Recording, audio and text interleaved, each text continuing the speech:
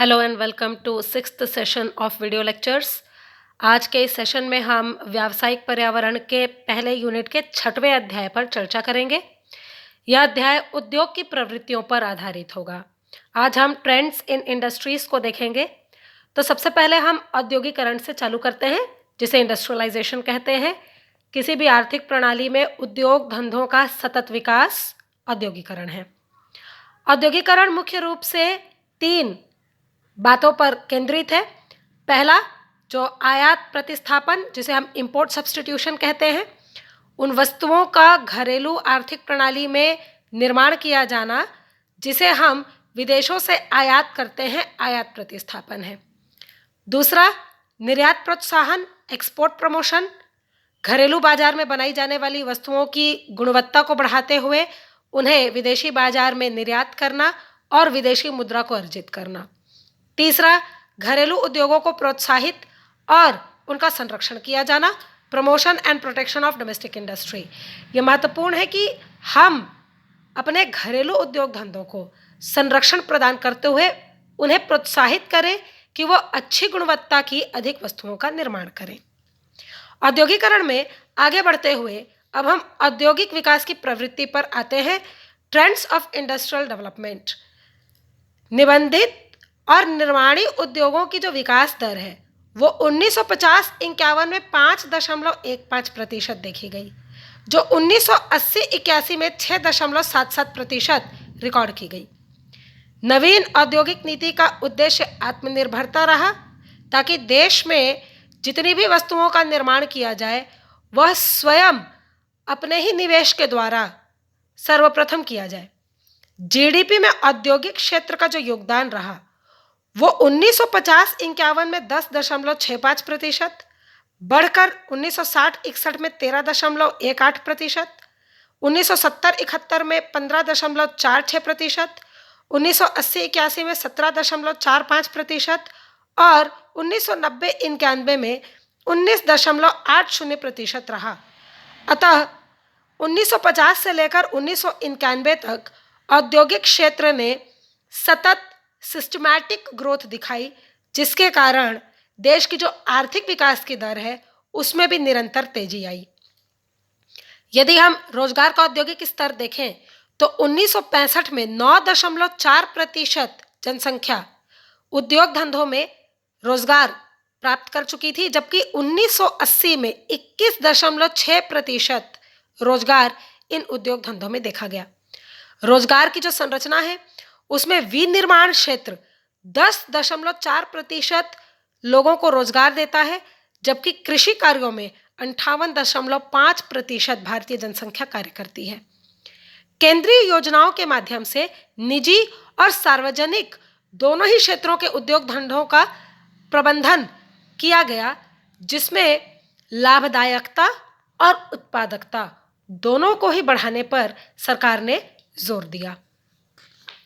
इसके पश्चात औद्योगिकरण की प्रगति, अगर हम देखें कि भारत में इंडस्ट्रियलाइजेशन में कितनी ग्रोथ हुई, तो विभेदात्मक संरक्षण नीति, जिसे हम कंजर्वेटिव पॉलिसी कहते हैं, उसके अंतर्गत इस्पात, चीनी, सीमेंट, ग्लास, रसायन, साबुन, वनस्पति, इन सभी उद्योगों को स्थापित किया गया और इनके विकास पर मुख्य ध्यान दिया गया। औद्योगिक उत्पाद वृद्धि को यदि हम देखें तो 1950 से 60 के मध्य 7% औद्योगिक उत्पादों में वृद्धि देखी गई, जो 1961 से 65 के मध्य 9%, 1970 से 80 के मध्य गिरकर 4.5%, पुनः 1980 से 90 के अंतर्गत बढ़कर 6.6% और 1992 से लेकर 97 के मध्य 7.4% रही। आशा यह है कि औद्योगिक उत्पादों में निरंतर परिवर्तन देखा गया, किंतु नई औद्योगिक नीति आ जाने के पश्चात और नई आर्थिक नीति लागू होने के बाद यह दर निरंतर बढ़ती गई। उदारीकरण की नीति के कारण घरेलू बाजार का भी विस्तार हुआ और आर्थिक सुधारों से लघु उद्योगों की स्थापना की गई, क्योंकि यह मान लिया गया कि किसी भी देश के विकास के लिए लघु उद्योगों का और माइक्रो यूनिट्स का एस्टैब्लिश किया जाना महत्वपूर्ण है। औद्योगिक उत्पत्ति सूचकांक की अगर हम बात करते हैं तो 2008-2009 में यह सूचकांक 6.3% था, जो 2009-2010 में 10.2%, 2010-2011 में 10% दिखा गया। सर्वाधिक वृद्धि की दर दिखाने वाले जो उद्योग धंधे रहे उनमें परिवहन, रबर उद्योग, प्लास्टिक, ऊन, सिल्क, कपड़े, मशीनें, उपकरण और रसायन प्रमुख रहे। अतः भारत में औद्योगिकरण की प्रगति नई आर्थिक नीति लागू हो जाने के बाद गतिमान होते हुए तेजी से आगे बढ़ने लगी। आगे बढ़ते हुए अब हम लघु उद्योगों की बात करते हैं, जिसे हम स्मॉल स्केल इंडस्ट्रीज SSI कहते हैं, क्योंकि न केवल बड़े उद्योग धंधे बल्कि किसी भी आर्थिक व्यवस्था को सुचारू रूप से चलाने के लिए और आर्थिक विकास की दर को बढ़ाने के लिए लघु उद्योग धंधों पर भी केंद्रित होना आवश्यक है और यह देखना भी जरूरी है कि उनमें सुचारू रूप से पूंजी की व्यवस्था की जाती हो, प्रबंधन हो और उनके द्वारा बनाए जाने वाली वस्तुएं बाजार में कुशल रूप से बेची जाएं। इन लघु उद्योगों में यदि मशीन और संयंत्रों से विनियोग किया जाता हो तो उसकी सीमा 75 लाख रुपए निर्धारित की गई। इनका मुख्य कार्य संयंत्रों के पुर्जे बनाना, अर्धनिर्मित वस्तुओं का निर्माण करना। अतः कुल संख्या यदि हम देखें तो 2001-2002 में 105.21 लाख लघु उद्योग भारत में लगाए गए, जिनकी संख्या 2003-2004 में 113.93 लाख और 2004-2005 में बढ़कर 118.5 लाख देखी गई। तकनीकी सुधार हेतु सिडबी, जिसे हम small scale industries development bank of India कहते हैं, इसकी स्थापना की गई और आधुनिकीकरण के लिए कोष बनाया गया। 2004 से सिडबी ने 10,000 करोड़ के लघु एवं मध्यम कोष बनाए, जिससे कि देश में विकसित इन माइक्रो और टाइनी यूनिट्स को पूंजी के लिए व्यवस्था की जा सके। आरबीआई द्वारा लघु उद्योगों को दिए जाने वाले मिश्रित ऋण की सीमा 1 करोड़ कर दी गई। लघु उद्योगों का जीडीपी में योगदान 8% और निर्मित उत्पत्ति में 45% देखा गया। कुल निर्यात में लघु उद्योगों का हिस्सा 40% रहा। अतः हम कह सकते हैं कि देश के आर्थिक विकास में जितना योगदान बड़े उद्योग धंधों का रहा, उतना ही योगदान लघु उद्योगों का भी रहा। उदारवादी नीति का लघु उद्योगों पर क्या प्रभाव रहा? The impact of liberalisation policy on the small scale industry. तो उदारवादी नीति के कारण लाइसेंसों में नियंत्रण करते हुए MRTP monopoly restrictive trade practices में संशोधन किया गया और सार्वजनिक क्षेत्र का जो अधिकार क्षेत्र था उसे कम कर दिया गया। यदि हम उत्पादन सूचकांक देखें तो नई आर्थिक नीति आने के पश्चात 1992-93 में स्मॉल स्केल इंडस्ट्रीज का उत्पादन सूचकांक 2.3% रहा, जो 1994-95 में बढ़कर 6.3%, 1995-96 में 4.1% और 1996-97 में 6.7% रहा।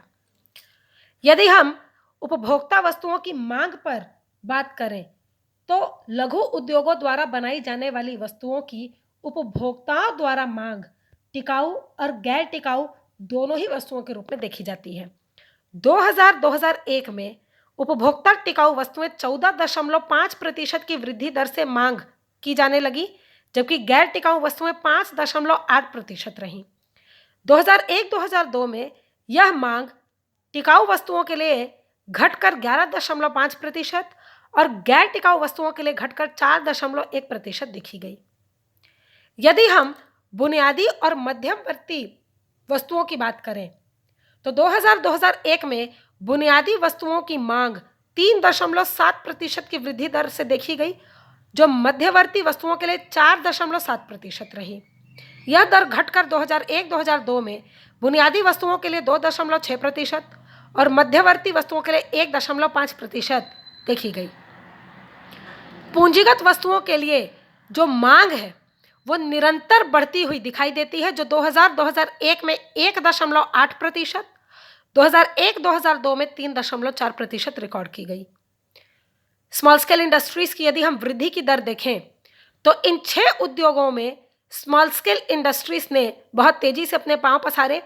परिवहन में 17% का वृद्धि दर, इस्पात में 6.9%, कागज में 15.9%, मशीनों में 15.2%, धातुओं के उद्योगों में 9.1% तथा पेय पदार्थों में 9.2% की वृद्धि देखी गई। अतः हम कह सकते हैं कि उदारवादी नीति के लागू हो जाने के पश्चात लघु उद्योगों में जो विकास की दर है वो बहुत तेजी से बढ़ने लगी। इसके पश्चात 10वीं पंचवर्षीय योजना का व्यावसायिक वातावरण किस प्रकार का रहा और उद्योगों पर इसका क्या प्रभाव रहा, यह हम देखते हैं। सबसे पहले 10वीं पंचवर्षीय योजना में उपभोक्ता रुचि में परिवर्तन देखा गया। वैश्विक बाजार का एकीकरण और उद्यमिता का जो विकास रहा उसके कारण औद्योगिकरण का जो पैटर्न है उसमें चेंजेस आए। फॉरेन डायरेक्ट इन्वेस्टमेंट की दर तीव्रता से बढ़ते हुए 7% से 16% हुई, जबकि भारतीय कृषि और औद्योगिकरण की व्यवस्था में बदलाव हुआ जिससे राष्ट्रीय आय में तेजी आई। श्रम नीतियों में लचीलापन, भू संपत्ति अधिकार में सुधार और चुंगी की समाप्ति कर दी गई, जबकि उद्योगों में उच्च तकनीकों का प्रयोग किया जाने लगा। उत्पादन और निर्यातों की गुणवत्ता में सुधार किया गया। औद्योगिक विकास की दर 10% टारगेट रखी गई, जिसके लिए निवेशों में होने वाली वृद्धि को प्रोत्साहित किया गया। 11वीं पंचवर्षीय योजना पर यदि हम आए तो 11वीं पंचवर्षीय योजना ने 10वीं पंचवर्षीय योजना के मुकाबले इन उद्योग धंधों के विकास में और अधिक योगदान किया। घरेलू एवं बाह्य बाजार में मांग में वृद्धि देखी गई, जिससे औद्योगिकरण की नीति सुधरी। फॉरेन डायरेक्ट इन्वेस्टमेंट्स के लिए उदार नीति बनाई गई और निवेश की प्रक्रिया को और अधिक सरल किया गया। नव प्रवर्तन को सबसे पहले इसी योजना में प्रोत्साहित किया गया। कुल निर्यातों में स्मॉल स्केल इंडस्ट्रीज का हिस्सा 34% तक देखा गया, जबकि माइक्रो, स्मॉल और मीडियम एंटरप्राइज डेवलपमेंट एक्ट 2006 पारित हुआ, जिससे कि इन छोटे उद्योग धंधों को और अधिक पनपने का मौका मिला।